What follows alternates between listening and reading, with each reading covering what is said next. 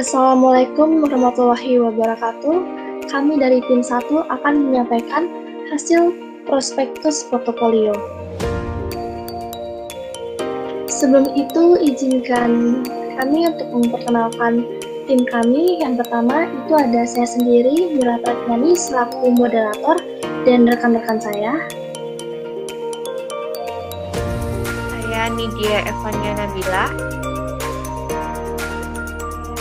Saya Putri.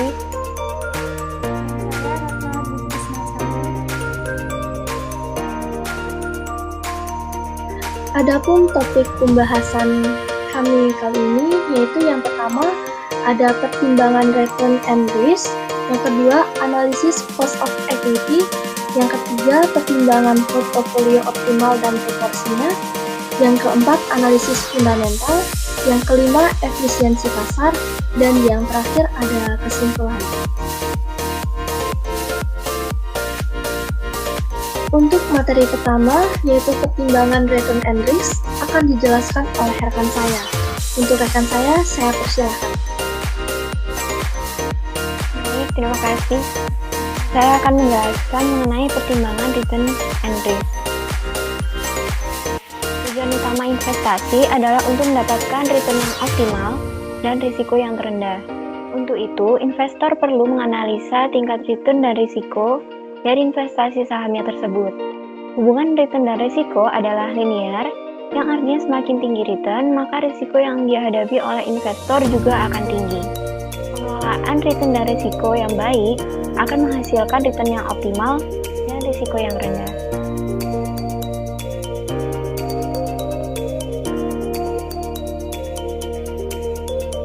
Di sini terlihat terdapat hasil penghitungan dari return dan risiko dari saham BBRI.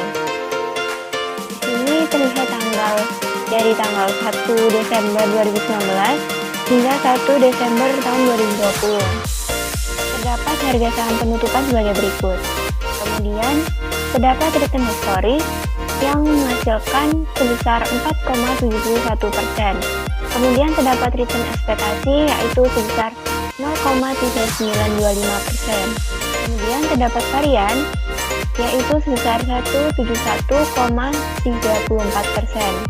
Kemudian terdapat standar deviasi sebesar 13,09%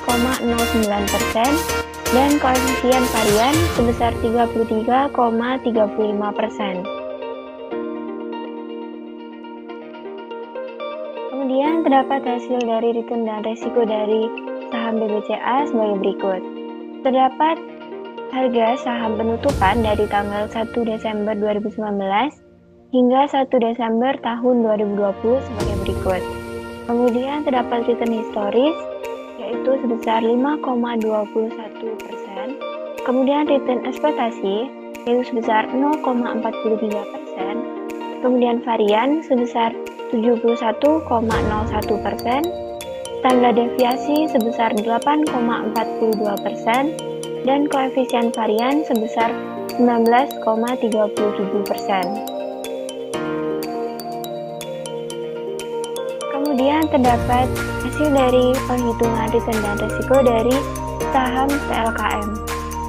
Di sini terdapat harga penutupan saham dari tanggal 1 Desember 2019 hingga 1 Desember tahun 2020. Kemudian terdapat penghitungan return historis yang menghasilkan angka sebesar 12,92%, kemudian return ekspektasi sebesar 1,08%, varian sebesar 98,99%, standar deviasi sebesar 9,95%, kemudian koefisien varian yaitu sebesar 9,20%.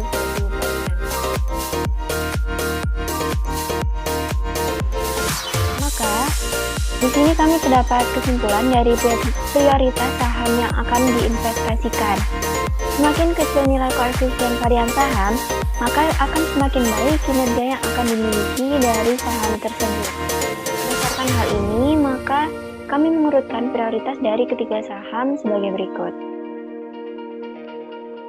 Di sini yang pertama, prioritas pertama yaitu terdapat kode saham dari TLKM dengan koefisien varian sebesar 9,21%. Kemudian untuk prioritas kedua, terdapat kode saham BBCA dengan koefisien varian sebesar 19,37%.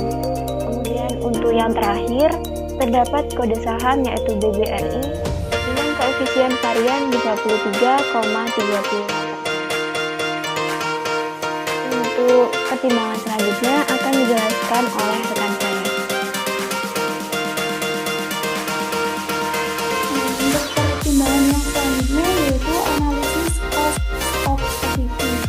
Sebelumnya, pengertian dari cost of equity sendiri yaitu tingkat pengembalian atau return yang diharapkan oleh investor terhadap modal yang diinvestasikan dalam suatu perusahaan.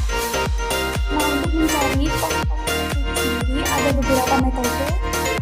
Kali ini tingkat metode CAPM yaitu asset pricing model. CAPM sendiri dapat diartikan sebagai ukuran yang menggambarkan hubungan antara risiko sistematis keamanan portofolio dengan pengembalian yang diharapkan. Nah, untuk rumus CAPM sendiri yaitu rate ditambah dengan beta dikali dengan market return dikali dengan risk free rate.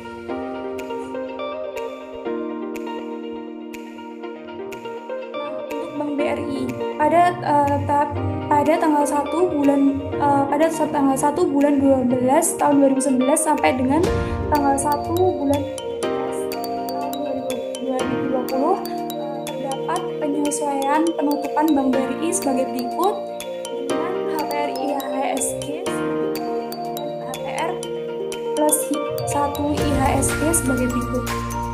Memperoleh return bulanan sebesar minus 0,6680 dan tahunan sebesar 2,984 dan raw beta 1,327 yang diperoleh dari beta edisi 2013 dan risk free rate sebesar 3,75% yang bersumber dari Bank Indonesia. Perhitungan CAPM sendiri tadi yaitu risk free rate ditambah dengan beta dikali dengan rate dengan risk free rate itu 3,75% ditambah dengan 1,327 dikali dengan 2.900 dikurangi dengan 3,75% menghasilkan CAPM sebesar 4.048,225.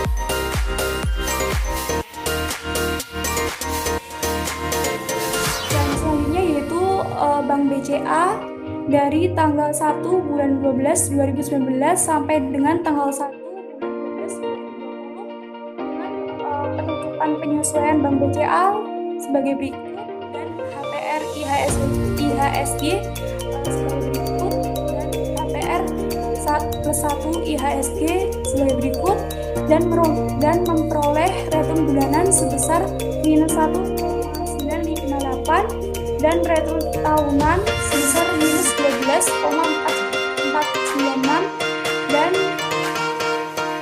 beta sebesar 0,987 yang diperoleh dari Pevindo saham edisi 2013 dan sebesar 3,75% yang diperoleh yang bersumber dari Bank Indonesia. Dan untuk perhitungan CAPM sendiri yaitu risk free rate 3,75% ditambah dengan raw beta sebesar 0,987 dikali dengan market return sebesar minus 12,496 dikurangi dengan risk free rate sebesar 3,75% dan menghasilkan CAPM sebesar minus 12,748,08.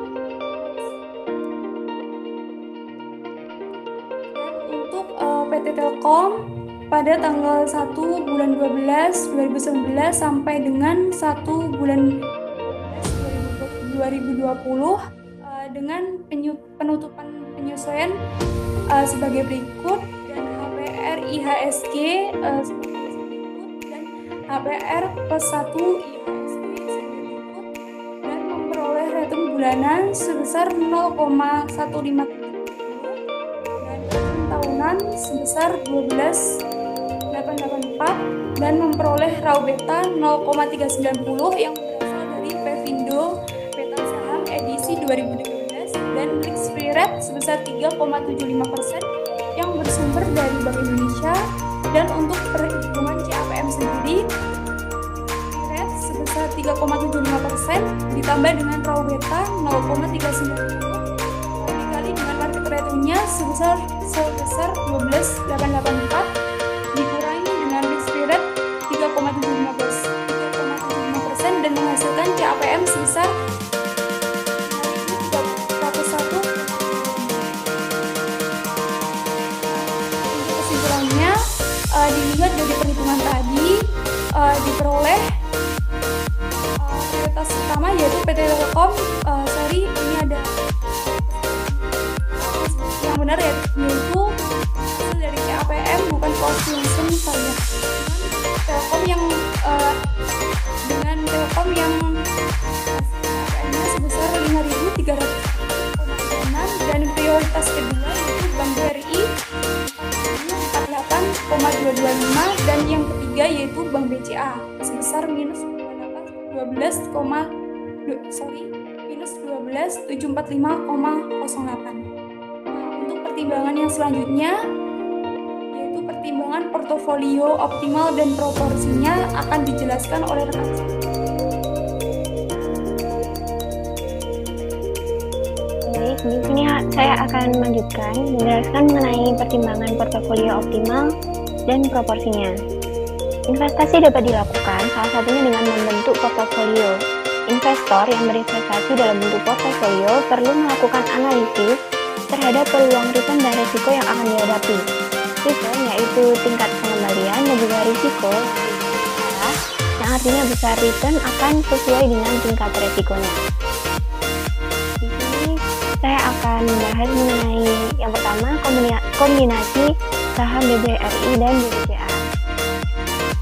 Ini didapat dari perhitungan dari kovarian, itu dengan rumus jumlah dari return historis saham A dikurangi dengan return ekspektasi saham A yang kemudian dikali dengan return historis saham B dikurangi dengan return ekspektasi saham B, kemudian totalnya akan dibagi dengan jumlah.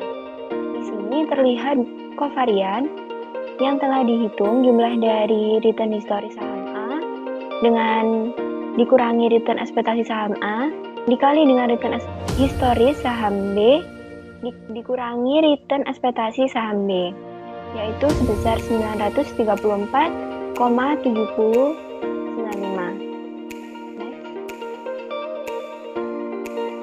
Kemudian jika dimasukkan pada rumus kovarian, yaitu jumlah dari penghitungan dari kovarian dibagi dengan jumlah yaitu sebesar 12, maka akan terlihat hasil sebesar 77,8925.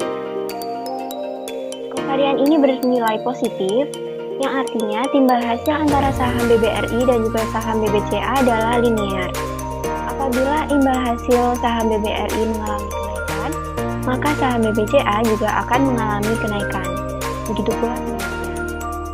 Dan untuk penghitungan korelasi, yaitu dengan rumus kovarian dibagi dengan standar deviasi dari saham A dikali dengan standar deviasi dari saham B. Di sini ditemukan hasil sebesar 0,71.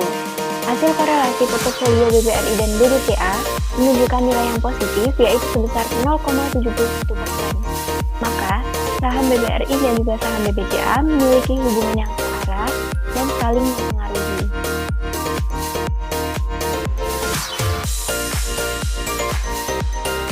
Kemudian di sini yang kedua terdapat perhitungan dari kombinasi saham BBRI dan juga Telkom. BBRI di sini saham B dan saham A, dan Telkom adalah saham C.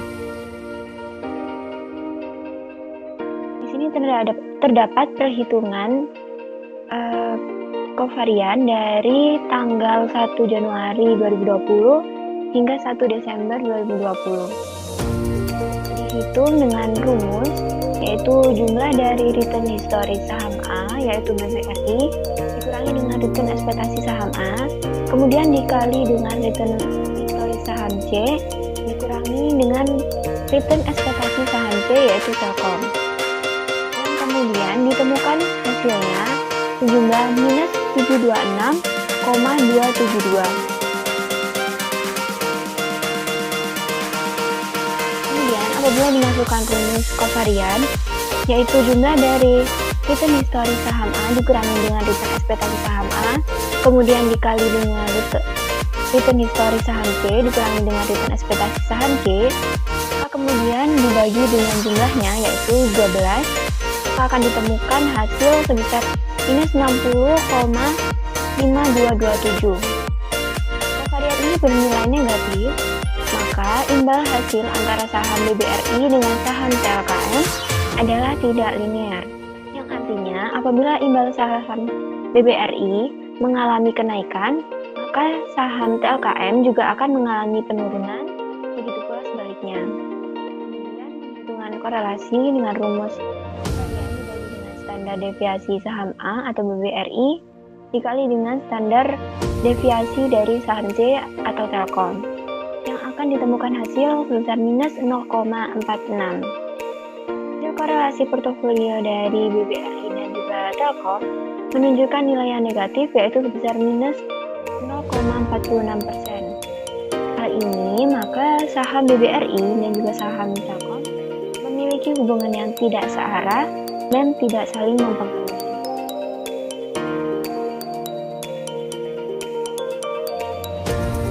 Kemudian yang ketiga terdapat kombinasi dari saham BBCA dan juga Telkom. Sama dihitung dengan rumus jumlah dari return historis saham B dikurangi dengan return ekspektasi saham B dikali dengan return historis saham C dikurangi return ekspektasi saham C. Maka di sini terlihat jumlah kovarian belum dibagi dengan jumlah 12 yaitu minus 327,682. Apabila dimasukkan rumus dari kovarian, yaitu akan ditemukan hasil sebesar minus 31,4735.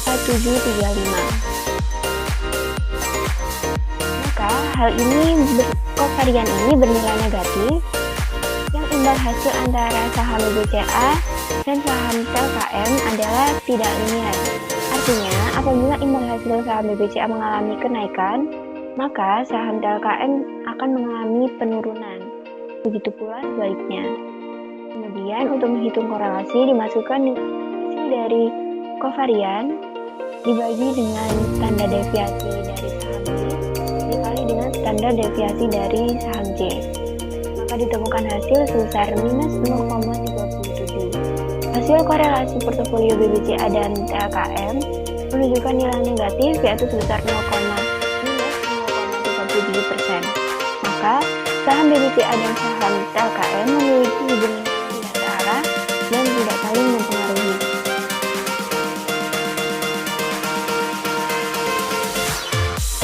Kemudian terdapat risiko portofolio dari 3 saham yang bisa disebut kesimpulan dari pertimbangan portofolio.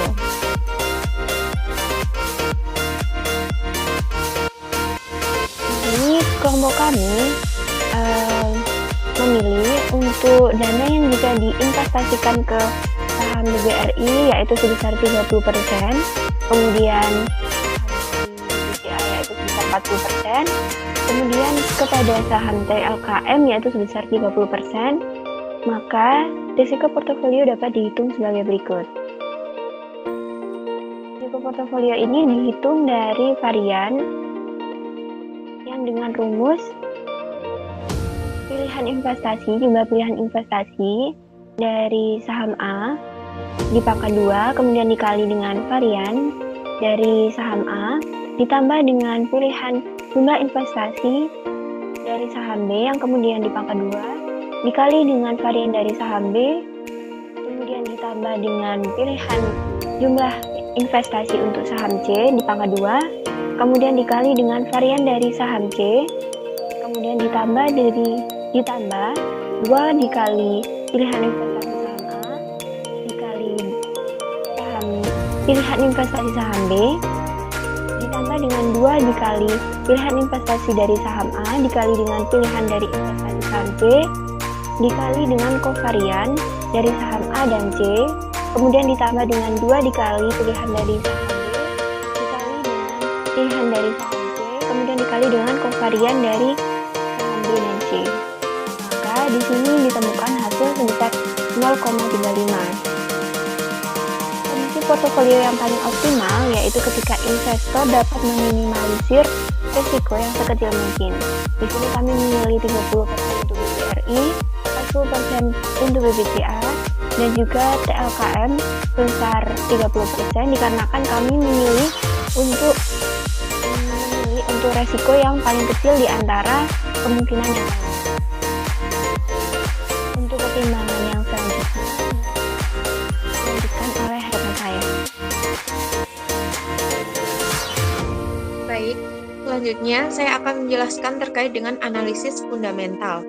Analisis fundamental sendiri adalah metode analisis perusahaan yang didasarkan pada faktor-faktor fundamental ekonomi suatu perusahaan, termasuk sisi kinerja keuangan dan bisnis dari perusahaan.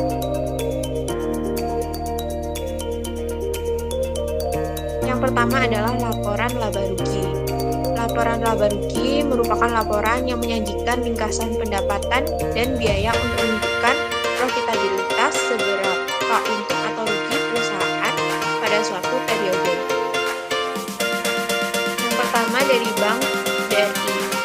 Adapun data-data ini kami peroleh dari web RTI saham yang bisa diakses langsung di internet. Yang pertama ada dari BRI. Grafik ini menunjukkan kinerja perusahaan dilihat dari laporan laba rugi dari perusahaan tersebut. Dilihat dari grafik revenue perusahaan BBRI yang berwarna pink mengalami peningkatan dan hanya mengalami penurunan pada tahun 2020. Hal ini menurut kelompok kami wajar dikarenakan pada tahun 2020 sedang terjadi pandemi COVID-19 yang memengaruhi berbagai sektor di Indonesia, tak terkecuali pada sektor perbankan. Kenaikan dari revenue yang terjadi ini diikuti dengan kenaikan dari net income yang berwarna biru dari perusahaan BRI. Maka dari itu dapat dikatakan bahwa perusahaan BRI mengalami pertumbuhan dan dikelola dengan baik oleh perusahaan. Selanjutnya ada saham dari perusahaan BBCA atau BCA. Terlihat bahwa pada grafik revenue-nya juga meningkat setiap tahunnya, diikuti dengan peningkatan dari net income-nya. Maka dari itu dapat dikatakan bahwa perusahaan BCA mengalami pertumbuhan dan dikelola dengan baik oleh perusahaannya. Yang terakhir ada grafik dari perusahaan Telkom. Di sini dilihat dari grafik juga sama di mana revenue dari Telkom meningkat setiap tahunnya, diikuti dengan net income-nya. Maka dari itu dapat dikatakan bahwa perusahaan dari Telkom mengalami pertumbuhan dan dikelola dengan baik. Dilihat dari ketiga grafik berikut ini, ketiga perusahaan mengalami pertumbuhan dan dikelola dengan baik oleh masing-masing perusahaannya.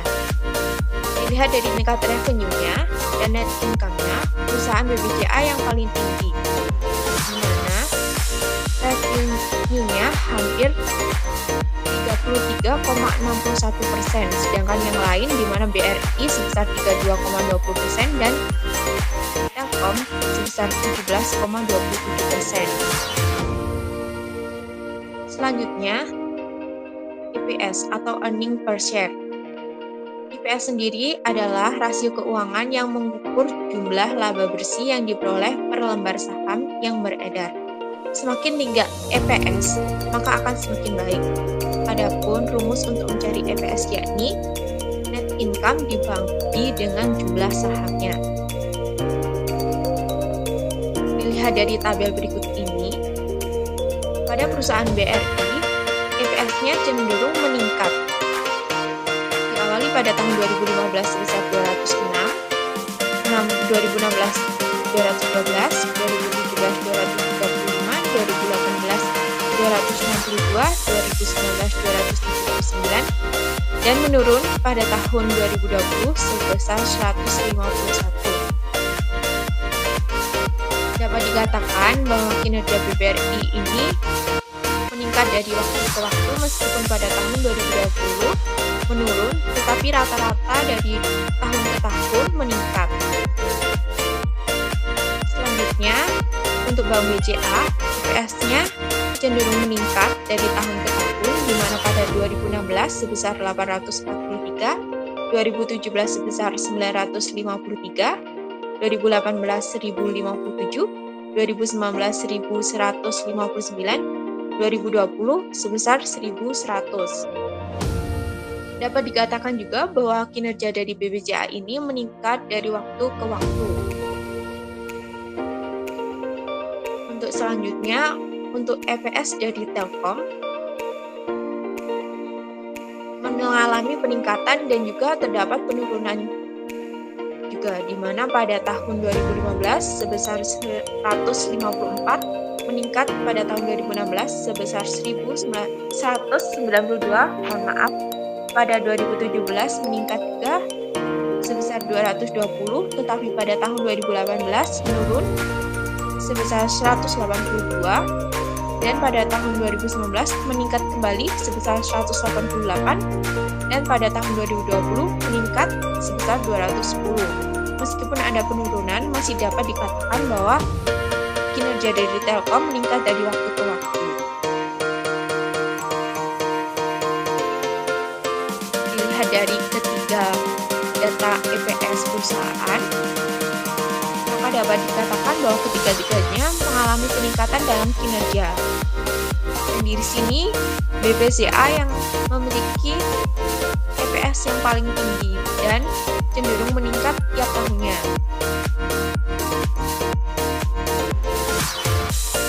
Dibandingkan dengan kedua perusahaan lain, di mana BBRI mengalami penurunan pada tahun 2020, sedangkan Telkom mengalami penurunan pada tahun 2018. Selanjutnya, neraca. Neraca atau laporan posisi keuangan adalah bagian dari laporan keuangan suatu entitas yang dihasilkan pada suatu periode akuntansi yang menunjukkan posisi keuangan dari suatu entitas tersebut pada akhir periode tersebut. Perusahaan yang baik adalah perusahaan yang liability-nya tidak lebih dari equity-nya, agar nantinya apabila perusahaan mengalami kebangkrutan, perusahaan masih bisa membayar utang dengan menggunakan equity yang mereka miliki. Yang pertama dari perusahaan BRI, dilihat dari grafik, BRI memiliki liability, yaitu yang berwarna merah, lebih besar dibandingkan dengan equity-nya, yaitu yang berwarna kuning. Tapi justru ini baik, karena BRI merupakan perusahaan dalam sektor perbankan, di mana justru apabila liability-nya lebih besar daripada equity-nya, maka itu dinilai baik. Justru apabila seandainya equity-nya lebih besar dibandingkan dengan liability-nya, maka perusahaan tersebut dapat dikatakan gagal. Karena kegiatan yang dilakukan dalam sektor perbankan sendiri adalah menghimpun dana dari masyarakat, di mana dananya nanti akan dicatat dalam liabilities. Maka dari grafik ini dapat dikatakan bahwa BRI ini baik karena semakin meningkat liabilities-nya akan semakin baik, di mana apabila BRI meningkat, dapat dikatakan bahwa perusahaan tersebut lebih banyak menghimpun dana dari masyarakat dan memiliki kinerja yang baik. Selanjutnya, BCA masih sama seperti perusahaan sebelumnya, yakni BRI. BCA juga berada dalam sektor perbankan, di mana apabila liability-nya lebih besar daripada equity-nya, maka akan baik. Di sini liability BCA lebih besar dari equity, maka dapat dikatakan bahwa kinerja dari BCA ini sudah baik dan setiap tahunnya meningkat, di mana itu menandakan bahwa setiap tahunnya lebih banyak masyarakat yang menghimpun dana di BCA.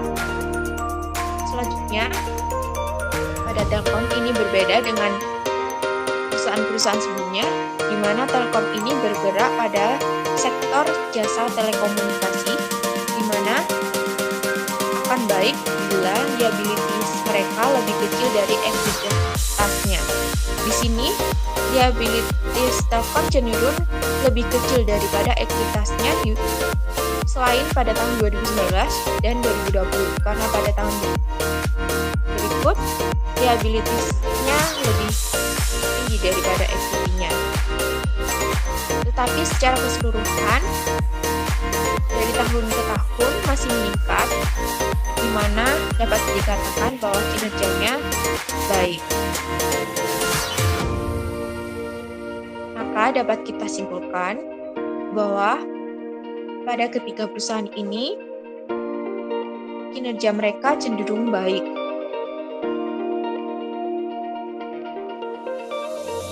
Untuk selanjutnya yaitu DER, yaitu Debt of Equity Ratio. DER sendiri ini digunakan untuk menghitung rasio utang dari perusahaan, dan umumnya DER yang baik adalah yang di bawah 100%. Adapun rumus yang digunakan untuk mencari DER yaitu adalah total liabilities dibagi dengan total equity dikalikan dengan 100%.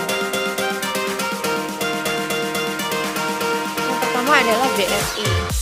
Dari presentase di sini, BRI cenderung persentase DER-nya lebih dari 100%. Tetapi ini cenderung baik, masih sama seperti yang tadi, di mana BRI ini adalah perusahaan perbankan, maka apabila liability-nya tinggi, maka akan sangat baik. Maka dari sini dapat dikatakan bahwa BRI itu baik karena liabilities-nya cenderung tinggi dan terus meningkat setiap tahunnya. Selanjutnya adalah BCA. BCA juga sama, mereka adalah sektor perbankan, di mana apabila lebih dari 100 maka justru akan baik. Di sini BCA sendiri mereka setiap tahunnya meningkat dan persentase dari DER-nya di atas 100%. Maka dapat dikatakan bahwa BCA ini baik. Dari Telkom sendiri, Telkom berbeda dengan dua perusahaan sebelumnya, di mana dia sektor jasa telekomunikasi. Jadi, DER akan baik apabila DER di bawah 100%. Di sini rata-rata DER dari Telkom di bawah 100% kecuali pada tahun 2019 dan 2020. Tetapi masih bisa dikatakan bahwa Telkom ini kinerjanya bagus karena dari tahun ke tahun mereka di bawah 100%. Maka dapat kita simpulkan bahwa dari ketiga perusahaan ini mereka memiliki kinerja yang sangat baik jika dinilai dengan menggunakan debt equity ratio. Kemudian rasio profitabilitas. Rasio profitabilitas ini diartikan sebagai rasio yang digunakan untuk membandingkan kemampuan perusahaan untuk menyisihkan laba dari pendapatan mereka. Untuk melihat apakah perusahaan tersebut baik atau tidak, kita dapat melihat dari tabel berikut ini. Kita dapat melihatnya dari NPM atau Net Profit Margin. NPM yang baik itu di atas 10%. Di sini, pada perusahaan BRI, dapat kita lihat bahwa NPM mereka di atas 10% dari tahun ke tahunnya. Tetapi memang pada tahun 2020 mereka menurun, tetapi mereka masih di atas 10%, yang dapat dikatakan bahwa mereka masih memiliki kinerja yang baik.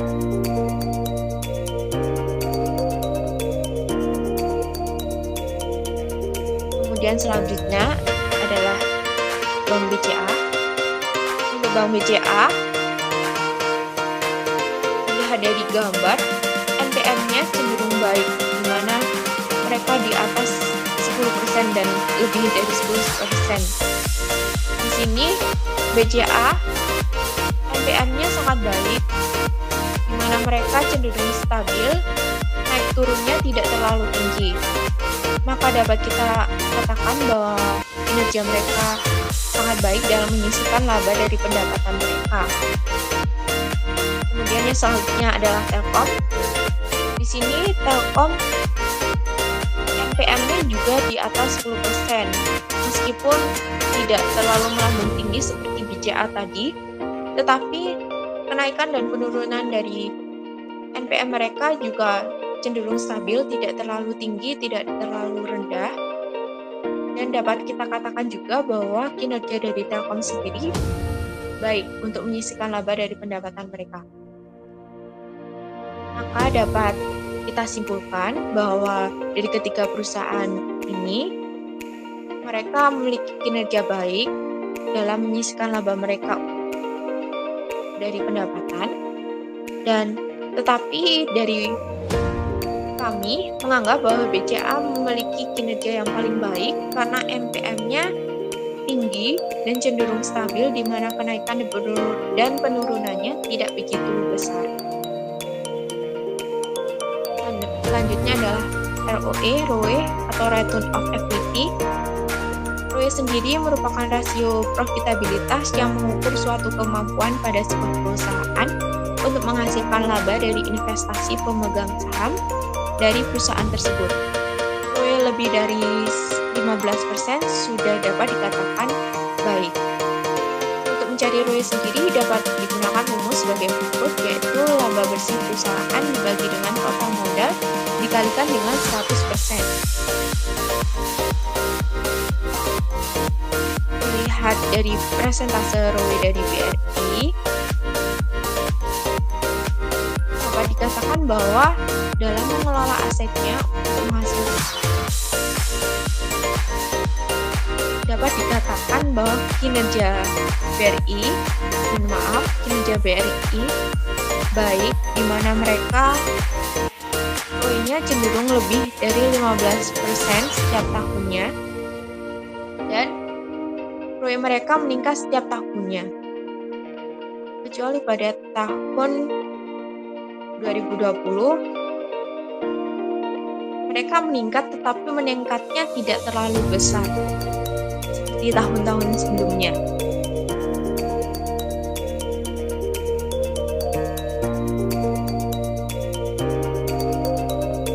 ROE BRI yang tidak meningkat ini bukan berarti mereka memiliki kinerja yang buruk, tetapi itu bisa disebabkan karena modal usaha mereka yang meningkat dari tahun ke tahun. Seperti pada tahun 2018, modal mereka adalah sebesar 185 miliar, dan pada tahun 2019 meningkat menjadi 206 miliar.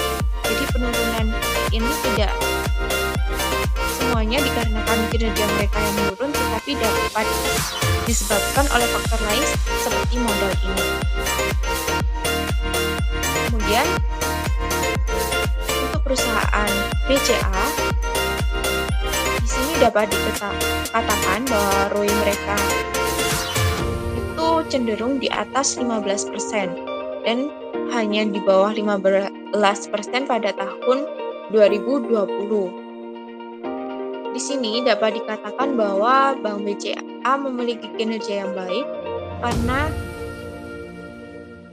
kebanyakan dari mereka ROE mereka cenderung di atas 15%. Kemudian pada perusahaan Telkom di sini ROE mereka juga di atas dari 15% dan dapat dikatakan bahwa kinerja mereka juga bagus. Maka dapat disimpulkan bahwa ketiga perusahaan ini memiliki kinerja yang sangat bagus. Tetapi menurut kelompok kami, Telkom sendiri memiliki kinerja yang paling baik apabila dilihat dari Return of Equity. Selanjutnya, ROA atau ROA, Return on Asset. ROA sendiri adalah rasio profitabilitas yang mengukur kemampuan perusahaan menghasilkan laba dari penggunaan seluruh sumber daya atau aset yang dimilikinya. Semakin tinggi ROA, maka akan semakin baik perusahaan. Untuk mencari ROA sendiri dapat menggunakan rumus laba bersih perusahaan dibagi dengan total aset dikali dengan 100%. Yang pertama, pada perusahaan BRI, ROA-nya meningkat setiap tahunnya, walaupun untuk beberapa tahun peningkatannya itu menurun. Tetapi dapat dikatakan bahwa Bank BRI ini dapat mengelola asetnya untuk menghasilkan laba yang besar dengan baik, karena cenderung meningkat setiap tahunnya. Kemudian, pada perusahaan BCA atau Bank BCA juga sama, di mana dapat dikatakan bahwa kinerja BCA ini dalam mengelola asetnya untuk menghasilkan laba yang besar juga baik, karena ROA mereka meningkat setiap tahunnya. Dan terakhir, pada perusahaan Telkom, di sini dapat dikatakan bahwa Telkom ini juga baik dalam mengelola asetnya untuk menghasilkan laba yang besar, karena ROA mereka meningkat setiap tahunnya. Dan dilihat dari ketiga perusahaan ini, dapat kita simpulkan bahwa mereka memiliki kinerja yang sangat baik dalam mengelola asetnya untuk menghasilkan laba yang besar.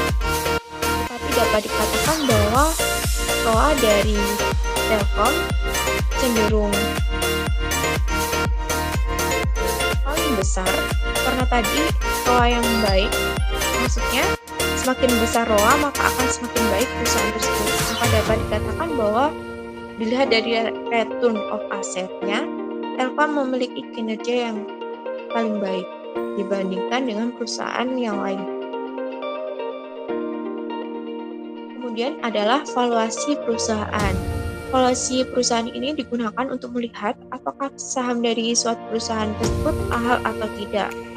Untuk melihatnya dapat dilakukan dengan beberapa cara, tapi juga dapat hanya dengan menggunakan dua cara, yaitu PER atau Price Earning Ratio dan PBVR atau Price Book Value Ratio, dengan rumus masing-masing. Untuk PER-nya harga saham dibagi EPS, dan untuk PBVR adalah harga saham dibagi dengan nilai buku per sahamnya. Untuk mencari nilai buku per saham, kita bisa menggunakan rumus, yaitu jumlah ekuitas dibagikan dengan jumlah lembar sahamnya. Berikut adalah perhitungannya. Di sini kita mendapatkan data harga saham dari BRI, BCA, Telkom, dan EPS dari BRI, BCA, Telkom, jumlah lembar saham dari BRI, BCA, Telkom, dan jumlah ekuitas dari BRI, BCA, Telkom. Pertama, kita mencari nilai buku per sahamnya dengan rumus jumlah ekuitas dibagikan dengan jumlah lembar sahamnya. Dalam tabel sudah ditemukan di mana BRI didapat nilai buku per sahamnya sebesar 1.609,99, BCA sebesar 7.248,56, dan Telkom sebesar 1.034,97. Sehingga dapat dicari, pertama kita akan mencari PER-nya, yaitu dari harga saham dibagikan dengan EPS-nya. Dari BRI diperoleh 25,62 kali. Di sini dapat dikatakan bahwa BRI ini harga sahamnya 25 kali dari EPS-nya. Untuk BCA ditemukan PER-nya 28,84 kali. Dapat dikatakan bahwa harga sahamnya 28,84 kali EPS, dan Telkom PER-nya didapat 15,05 kali. Dapat dikatakan bahwa harga sahamnya itu 15,05 kali dari EPS. PBVR BRI didapat 2,4 kali, yaitu dari harga saham dibagikan dengan nilai buku per sahamnya. Untuk BCA didapat 4,38 kali, dan Telkom didapat 3,05 kali.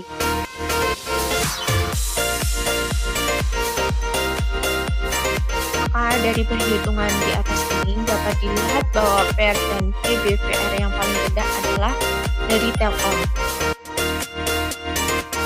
dapat dikatakan bahwa Telkom di sini paling murah dibandingkan dengan BRI dan BCA. Tetapi apabila kita bandingkan dengan perusahaan yang sejenis seperti Indosat atau dengan kode ISAT, maka Telkom ini cenderung mahal karena ISAT memiliki PER yaitu minus 45,08 kali dan PBVR-nya 2,72 kali. Sedangkan dari BCA dan BRI yang berasal dari segi yang sama yaitu perbankan, BRI dinilai lebih murah dibandingkan dengan BCA. Kemudian untuk dividen sendiri adalah bagian dari keuntungan perusahaan yang dibagikan kepada pemegang saham. Tentunya para investor menginginkan keuntungan yang besar dari investasi yang mereka lakukan. Untuk melihat apakah dividen yang dibagikan suatu perusahaan besar atau kecil, investor dapat menggunakan payout ratio. Payout ratio sendiri adalah persentase pendapatan yang diberikan oleh perusahaan kepada para pemilik atau pemegang saham, dan semakin tinggi payout ratio-nya akan menandakan bahwa semakin banyak dividen yang dibagikan. Adapun rumus dari payout ratio ini adalah jumlah pembayaran dividen dibagikan dengan jumlah laba bersih dikalikan dengan 100%. Berikut adalah data dari dividen per share dan dividen payout ratio dari masing-masing perusahaan.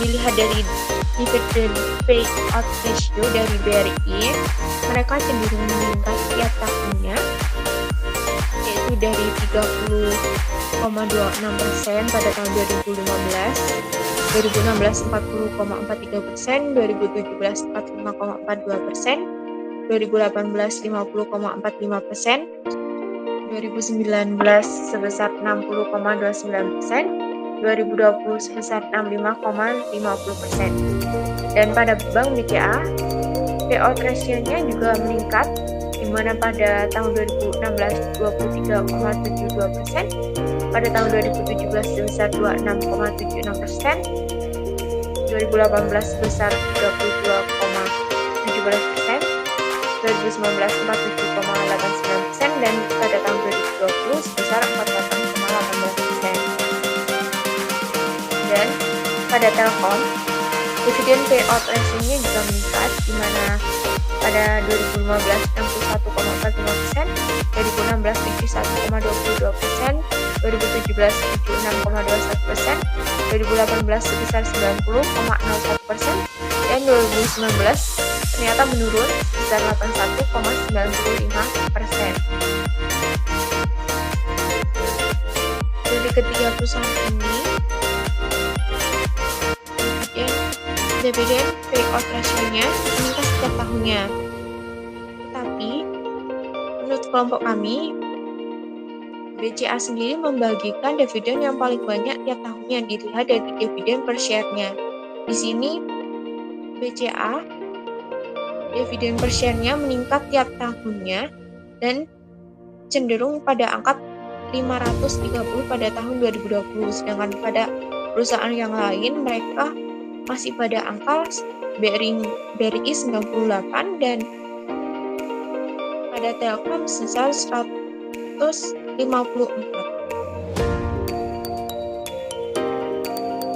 Hal ini menunjukkan bahwa keuntungan yang akan didapat oleh investor akan lebih besar. Maka, dapat kita simpulkan bahwa BCA yang paling baik apabila dilihat dari analisis fundamental, baik dari laporan laba rugi, neraca, DER, rasio profitabilitas, payout ratio, ROA, dan ROE. Tetapi memang harganya lebih mahal dibandingkan dengan perusahaan lain. Tetapi ini menurut kami worth it karena dari analisis yang sudah kita analisis, BCA baik dari analisis fundamentalnya.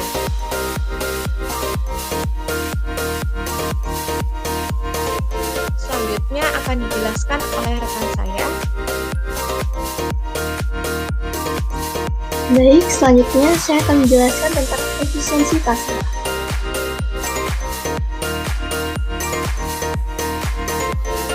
Yang pertama mengenai pasar modal Indonesia.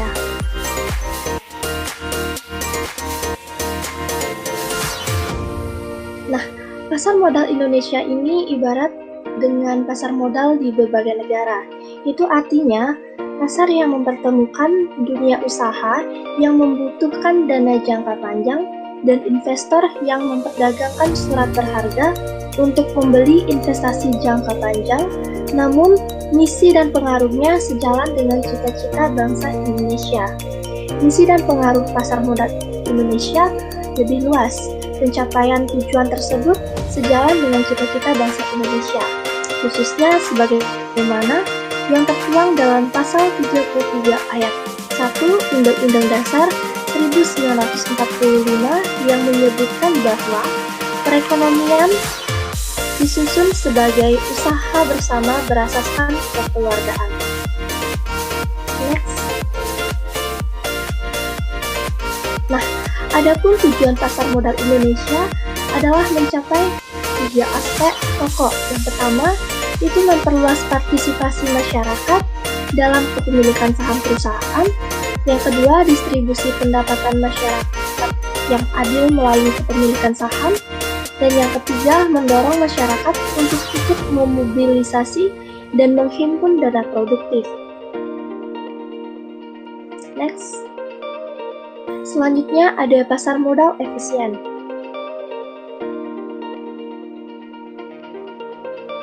Pasar yang efisien adalah pasar bursa di mana efek yang diperdagangkan merefleksikan semua informasi yang mungkin terjadi dengan cepat dan akurat. Konsep pasar yang efisien menyatakan bahwa investor selalu memasukkan informasi yang tersedia dalam pengambilan keputusannya sehingga dapat tercermin dalam harga transaksi. Oleh karena itu, harga yang berlaku di pasar sudah mengandung faktor informasi tersebut. Nah, pengertian pasar modal efisien yang diterima secara luas adalah pasar yang ketika terdapat informasi baru, maka informasi tersebut akan diperoleh secara luas, cepat, mudah, dan murah oleh investor. Informasi ini mencakup hal-hal yang diketahui, terkait, dan relevan untuk mempertimbangkan harga saham dan tercermin secara cepat dalam harga saham. Next. Selanjutnya, tingkat atau bentuk efisiensi pasar modal. Nah, efisiensi pasar modal bergantung pada kondisi tertentu, terutama volume transaksinya. Sesuai dengan konsep dasar efisiensi dan kondisi ideal pasar efisien, maka pasar modal yang efisien secara internasional dapat diklasifikasikan menjadi 3 bentuk atau tingkatan. Yang pertama, efisiensi pasar bentuk lemah atau weak form. Yang kedua, efisiensi pasar bentuk semi kuat atau semi strong form. Yang ketiga, efisiensi pasar bentuk kuat atau strong form.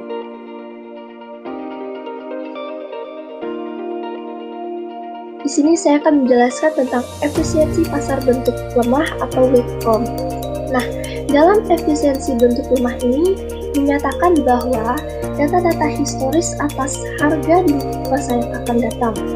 Nah, perubahan harga pada hari ini tidak ada hubungannya dengan perubahan harga yang terjadi kemarin. Berdasarkan penelitian-penelitian yang dilakukan, momentum suatu harga saham itu memang ada, dan jika para pemodal dapat dengan cepat melakukan transaksi pada awal pergerakan naik harga saham-saham tersebut, maka keuntungan besar dapat dicapai. Nah, berarti technical analyst tidak kebal terhadap efisien pasar untuk lemah. Selanjutnya, ada efisiensi pasar bentuk semi kuat atau semi strong form. Nah, studi peristiwa atau event study merupakan studi yang mempelajari reaksi pasar terhadap suatu peristiwa yang informasinya dipublikasikan sebagai suatu pengumuman. Nah, event study ini dapat digunakan untuk menguji kandungan informasi dari suatu pengumuman dan dapat juga digunakan untuk menguji efisiensi pasar bentuk setengah kuat. Reaksi pasar ini ditunjukkan oleh perubahan harga sekuritas yang bersangkutan. Reaksi tersebut dapat diukur dengan menggunakan return sebagai nilai perubahan harga atau dengan menggunakan abnormal return. Jika digunakan abnormal return, maka dapat dikatakan bahwa suatu pengumuman yang mengandung kandungan informasi akan memberikan abnormal return kepada pasar. Sebaliknya, yang tidak mengandung informasi akan memberikan abnormal return kepada pasar. Next. Nah, yang terakhir ada efisiensi pasar bentuk kuat atau strong form. Bentuk ini menyatakan bahwa harga saham akan melakukan penyesuaian secara cepat terhadap informasi apapun, bahkan informasi yang tidak tersedia bagi semua pemodal atau informasi private.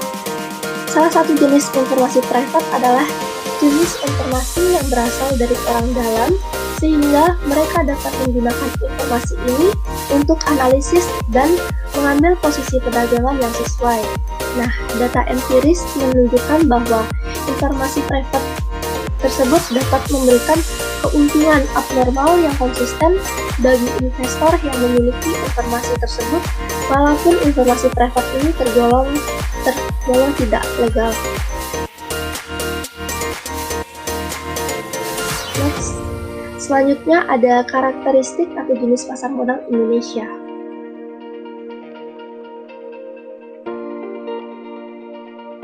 Nah, teori efisiensi pasar modal Indonesia ini bentuk semi kuat karena pengumuman kenaikan dan penurunan pendapatan akan mempengaruhi perubahan harga saham di pasar modal Indonesia. Informasi mengenai perusahaan yang disampaikan kepada publik selama ini merupakan informasi yang relevan untuk para investor di pasar modal. Relevan di sini berarti bahwa informasi tersebut akurat atau informasi tersebut menggambarkan kondisi perusahaan yang dapat dengan cepat diterima oleh publik, sehingga informasi tersebut dapat digunakan sebagai alat bantu bagi investor untuk mengambil suatu keputusan yang tepat.